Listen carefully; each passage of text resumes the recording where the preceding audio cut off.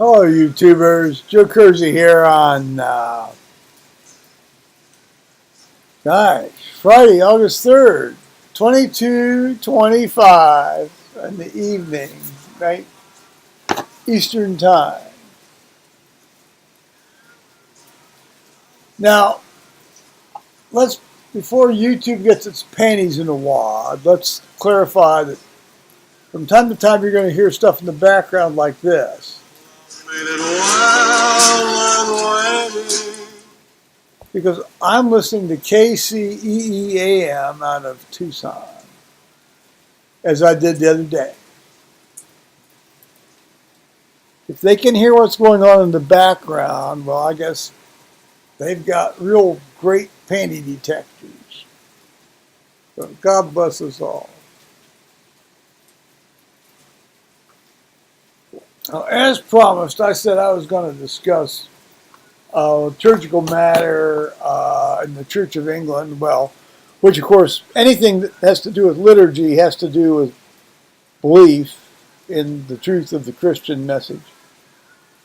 Because in this case, practice is actually reflective of substance, unlike the various policies and procedures today of administrative nonsense that goes on. But the liturgies were established at a time when substance was basically reflected in what they could do. I mean, they couldn't write a lot of this stuff down, so they had to express it in their liturgies, the actions of worshiping God and interacting with each other in the act of communion. And that's still the case today. Now, let me preface this by saying that for those of us in the United States, and probably in Australia as well, or New Zealand, those of us without an established church, our Constitution prohibits the establishment of a church.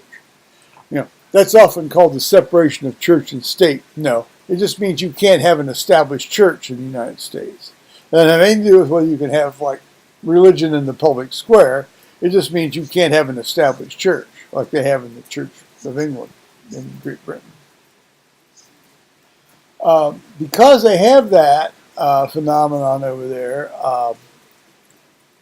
even among the unbelievers, I'm not saying atheists, I'm not saying agnostics, that's a trendy word.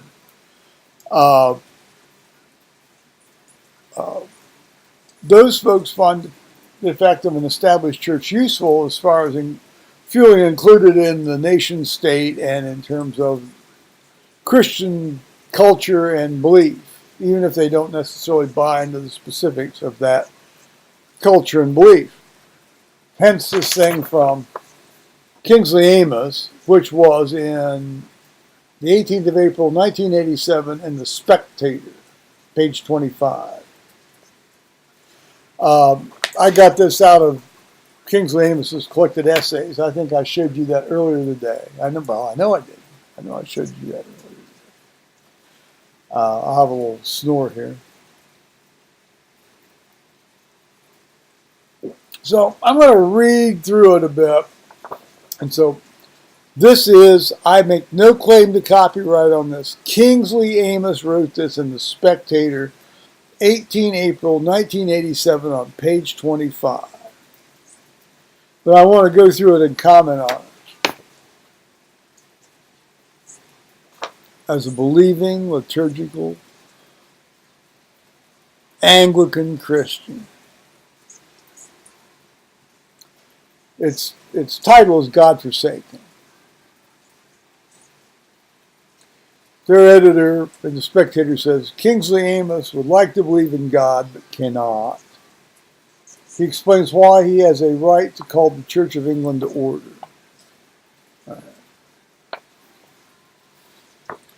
So my grandparents were Baptists of the Denmark Hill community in southeast London. He did say at one point in one of his novels, accounts, that he was a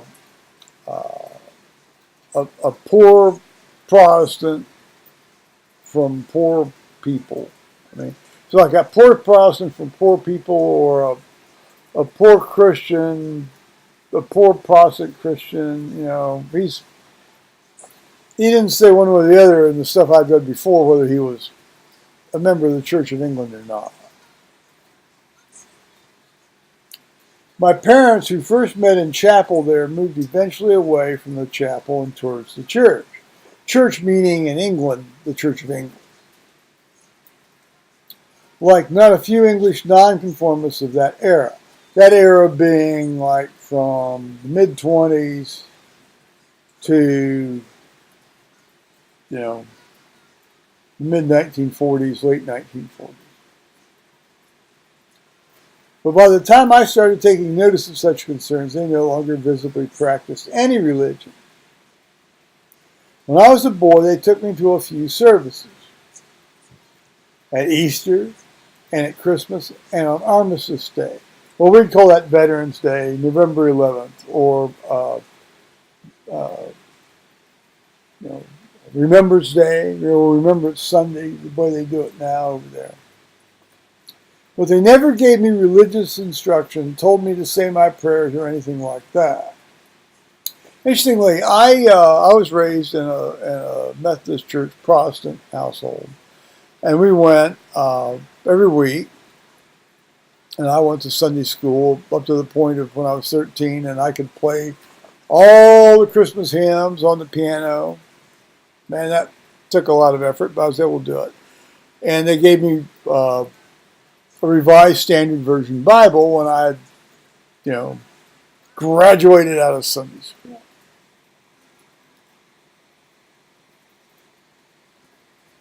Which, quite honestly, is probably the most Bible-based part of that Sunday school, to actually get the Bible.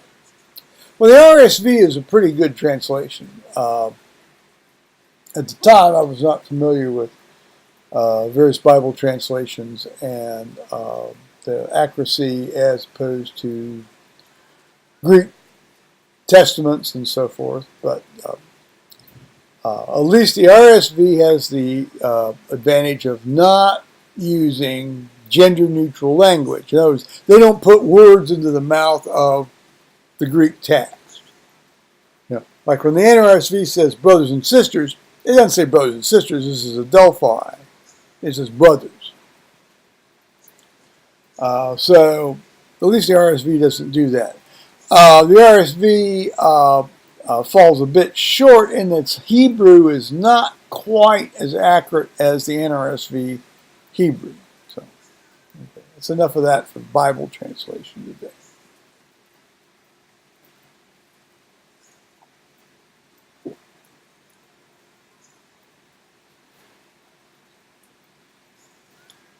This was policy much more than laziness. My father, laughably as I once thought, considered himself a rebel in these matters, an emancipator. What I missed at home, I was given at school in the measure then prevailing, morning prayers. Because they'd go in, they have morning prayer. Weekly scripture. I got a credit in the subject and school certificate, says Kingsley. And when the war transformed us from daily grammar school to boarding school, Sunday chapel, I had less in the way of religion than some of my contemporaries. And this is interesting, because this is what he had. No parish and no Sunday school, but more than others. Greek testaments, the Greek New Testament, in classical sixth, and a less superficial experience, the chapel choir. And this is where he gets how the choir is like an act of worship. This I joined entirely for musical reasons, or so I would have said then, but I must also have been drawn to what was on offer besides the music, and come to be familiar with it. Choir practice is in itself an unregarded form of religious training, and our choir master at St. Peter's in Delaware, Ohio, would agree with that. In fact, in his weekly or monthly statement to us, he implied as much this very last month.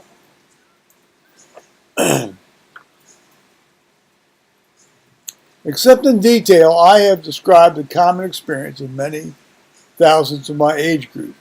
Kingsley Amos is continuing, and those younger. I would hardly have been worth recounting if large parts of my subsequent experience, beliefs, and attitudes were not also common, as they surely are, and connected with it in all sorts of ways, as they must be. Something, at any rate, has made me an unwilling unbeliever. Now we're getting to the point. An unwilling unbeliever, one with a sense of deep and continuous attachment to the Christian religion, a fascination with its doctrines and their history, and an inquisitive interest in the church of my country and its doings and saying. All right, church of my country. See, that's the advantage as opposed to a disadvantage of an established church. Excuse me. My belief is not uniform. Notions of God, omnipresence, of His knowing everything I think of, my ability to reach Him through prayer, even in my being a part of Him, I feel I could accept if I could accept other things, anterior things. Very important that, anterior things. But I have no belief in the existence of God, not the first beginning of one. That's a fucking shame. That's just awful. Not a shred, and never have had as far back as I can remember. No belief in Him as all-wise, all-loving, all-powerful, difficult as these might be to acquire. Just no belief in Him as an eternal, supreme being. That's so sad. That's so empty. But he goes on to make the point that you have to be given that. How could the idea of such an entity be believable? Logic will not help, and the rest is poetry at best. I believe in order that I may understand. It is believable because it is absurd. I believe because it is impossible. Augustine, Tertullian, a lamentably discouraging and frivolous remark, the more so for its quibble between it as belief and it as thing to be believed.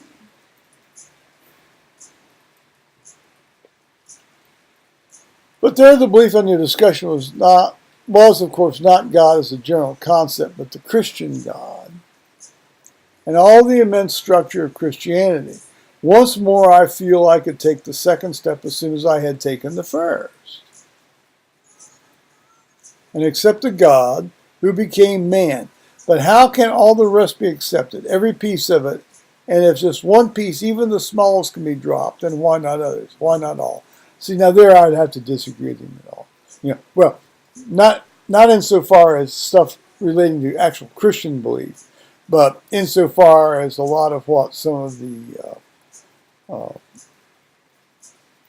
popularized evangelical guys today do, of using the Old Testament Levitical laws as saying, trying to put that into Christian faith belief, and that's nonsense, and it's not the case. But they try to do that, and I think that's very apposite for that statement.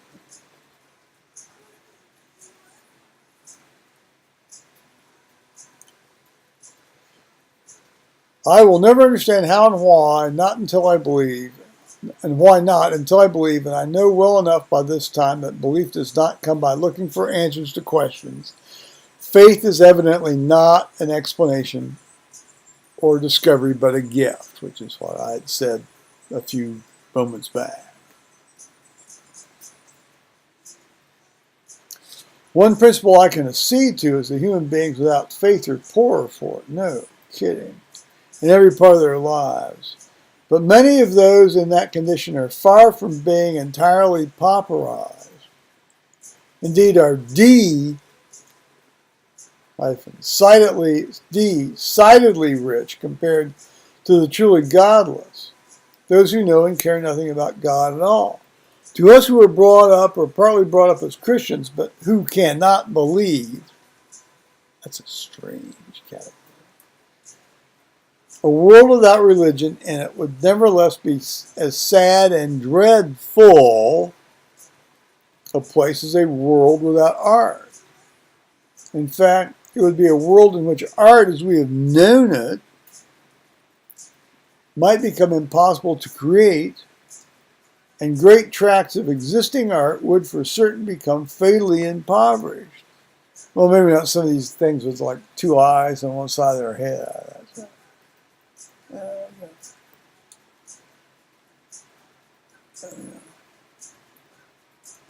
But you get his drift.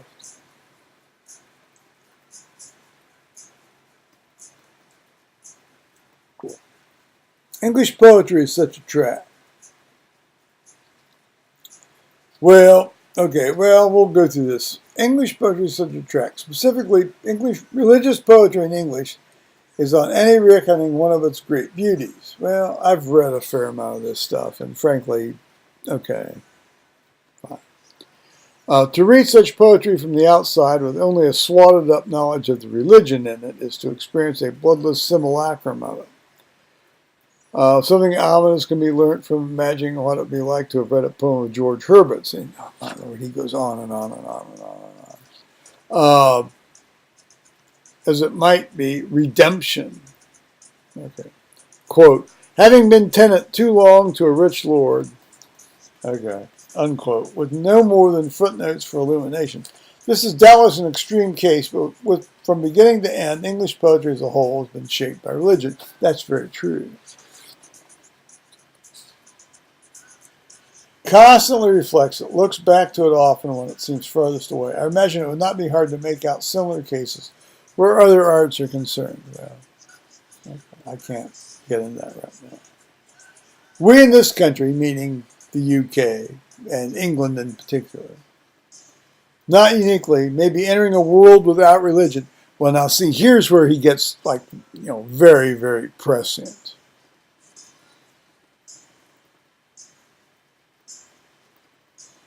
This breaks my heart. We in this country, not uniquely, may be entering a world without religion, by which I mean a world without Christian belief. Any attempt to hatch such a thing by direct means as we know now will go wrong. This would have been the worst cruelty of the communists, because irreparable. Fortunately, pulled back from the brink just in time. But the attempt has been their most ludicrous failure. What will bring it off in this country is the Church of England itself, and here we're now getting to the bullshit capitulation and softening up of liturgy and doctrine, or doctrine as implied in liturgy. What will bring it off in this country is the Church of England itself, out of no malice to anybody, and a general, honest thought and common good to all, assisted by a number of less attractive qualities, like stupidity, cowardice, and, is there a polite word for it, flattery, sympathy, desire to appease, beyond present sentiment at almost any cost. I mean, they want to fit in with the trendy crowd. Who do we know about that now? Look at our U.S. news media. Oh, Donald Trump sucks. Give me a break. I pass over for now the atrocities the church has inflicted on the Bible and prayer book. Oh, my Lord. Don't let me started on that. Although it is very much part of my argument to suggest that the total effect, or at any rate the strongest effect, of these is to help render unbelievable the doctrine in and behind the original text. That's right. You change the language, that means you change the meaning, which means you change you impliedly change the thinking for people newly coming upon them. The Lord be with you and with thy spirit. That clearly means something, even if we cannot at once paraphrase it. And this is I never hit me just this hard before. The Lord be with you and also with you means nothing, and it can be forgotten. The motive for the assault is possibly less sinister by destroying its special language to damage the status of Christianity as something special in itself, something partly detached from the things of this world. Let's go through that again. The Lord be with you and with thy spirit. That means something. The Lord be with you and also with you means nothing. The motive for the assault is possibly less sinister by destroying its special language, meaning the special way of thinking about things, the clear ways of thinking about things. And so something partly detached from things. It denies the reality of the truth of the Christian religion by bastardizing the language in which it is spoken, in which it is spoken. From the progressive point of view, progressive in that game. Oh, he's a progressive. Yeah, it's progressive. The trouble with Christianity is that, like other religions, but unlike modern systems of belief, is pervasively elitist. Indeed, it has given us the word hierarchical. Though open to all, it imposes rules, difficult rules, and introduces a struggle in which some succeed while others fail. Think of that. Most people in it stay ordinary sinners. Very few become saints. Lord Jesus Christ, Son of the living God, have mercy on me, a sinner. O God, make speed to save us. O Lord, make haste to help us. Most people in it stay ordinary sinners, and very few become saints who are regarded as much more exalted than anybody else. The church should move back to where it was before and preach the Christian religion at whatever price.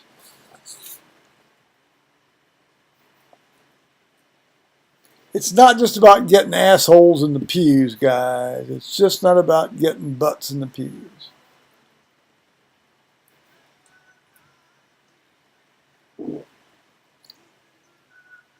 Parsons or priests, once called men of God, know more and know better than the laity. Well, if they've been educated properly, in theory they do, and as far as technical matters. And have or had a special dress to show that, yeah, my owl. I'm not a clergy, but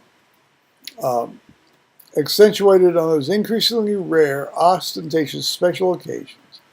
Above priests come archbishops and popes, and above them what makes the Archbishop of Canterbury most uncomfortable is his sense of being above other people and knowing more and better than they do. Now, this was when George Carey was Archbishop of Canterbury. I wasn't familiar with him. The next one was Rowan Williams, and then the current one is, that guy that wears that idiotic yellow thing, Justin Welby. To tell them what he knows, especially what he knows about God, and how in the light of that knowledge they ought to lead their lives, would be authoritarian of him, or at best paternalistic. Better to keep quiet about all that. As he put in his gloom-spreading interview with Bernard Levin in the Times recently, this was George Carey. If we were to have a free society, which is essential, if love, not power, I like that. If love, not power, is going to rule the world, I like that. Then we can't have some people who believe in God, in a position to order other people what they should believe and how they should behave. Well, okay. Up to a point. His Grace's embarrassment is fascinatingly highlighted in point of grammar. To talk of some people telling other people what they should believe sounds too harmless and commonplace. To talk of some people ordering other people to believe this or that or the other sounds daft.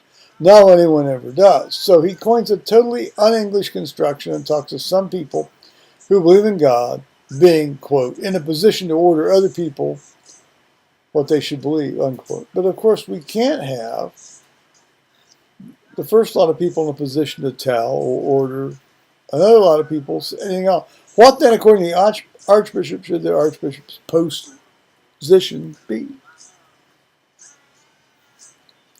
Faced with all the clergyman's difficulty in a free society, most of them understand shy away from the elitist propounding of doctrines. Never the easiest of options. And settled down to discussing values.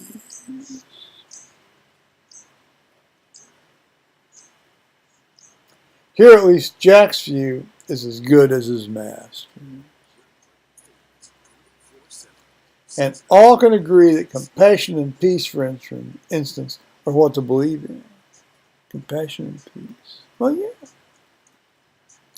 More popular than the Trinity, and much more fun. What with speaking out against Mrs. Thatcher and demonstrating against the bomb. This was written in 1987, of course. In a free society, in a liberal society, in a secular age, in skeptical times. However the clergy characterize the time, their nervous consensus is that the church must move with them. Any Christian in the old-fashioned sense, and anybody in Y-owned position is likely to feel this must be wrong. Let the times move as far as they lie. The church should stand still as has done in the past, or rather things having gone as they have. It should move back to where it was before and preach the Christian religion at whatever price and incomprehension, indifference and hostility, and wait for the times to return to it if they will. And maybe I ask myself, by what right I lay down the law to a church I have never embraced? I need to go back on that.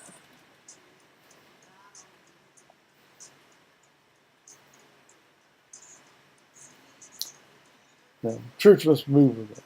Any Christian in the old-fashioned sense is likely to feel, let the times move on as they like. He's now getting to this point. His real position is the church should stand still and go back and be the church, is what he's saying.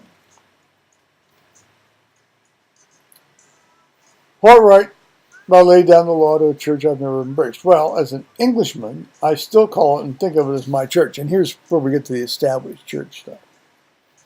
More important is my grandchildren's church, and I have said that faith is a gift, and so it is. You can look for it, and you can hope it comes to you, and if it does, that's magnificent. But it requires a living religion to prepare its recipient to invest with meaning. A living religion is in turn inseparable from a living, believing, practicing church. Since I want my grandchildren to live in a society in which the Christian faith is still possible, I am sure within my rights in demanding the continued existence of the kind of church that safeguards that possibility. Unlike many other human institutions and practices, but like a language and like literature, its most intimate associates, a religious belief no longer current, is dead and gone forever. And how close are we to that now in the Western world as far as Christianity? Let those with ears hear among the discernment crowd and processing crowd.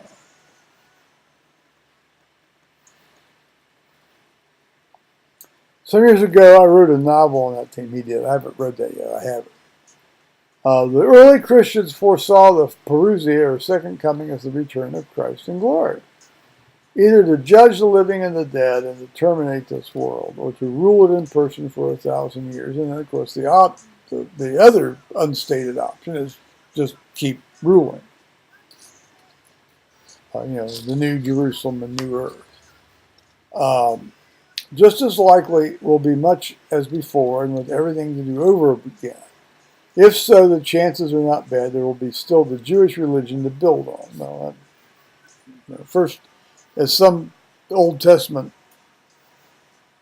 professors have said, first you have to be a Jew to be a good Christian. But I gather that the prevailing Christian tradition is opposed speculation on the time and manner of the second coming. Well, yes, when I was still going to Bible study at my church, I mean, there was, they went to this thing about, let's not read the scripture for next week. Let's just read books and things, and I proposed, this book called, Revelation in the End Times by, I'd have to go get it for you. But, of course, this one guy who had been at University of Chicago and had a master's degree in divinity and theology. He said, it's not as lurid as you think, Ed. I mean, the cover's lurid, but it's a very measured discussion of scriptural things. And he immediately pulled out his Good News Bible, give me a break.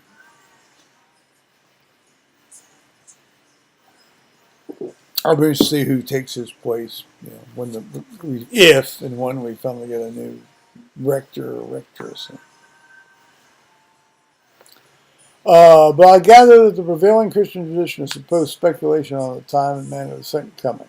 I am sure that this is one part of that tradition that the contemporary church has unswervingly followed. It has enough trouble with the first. No, that's true. No, because there's a lot of these guys don't think that Christ actually was the first coming of the manifestation of the Son of God. I just think Jesus is a really nice guy. Well, Charles Wilson at least believed that he was the Son of God. Terry Highland at least believes he's the Son of God. He's got other problems other than that. But, no, I told you I was going to talk to you about it. I'm going to turn this up a bit. I'm sure YouTube's going to get a hard on about this.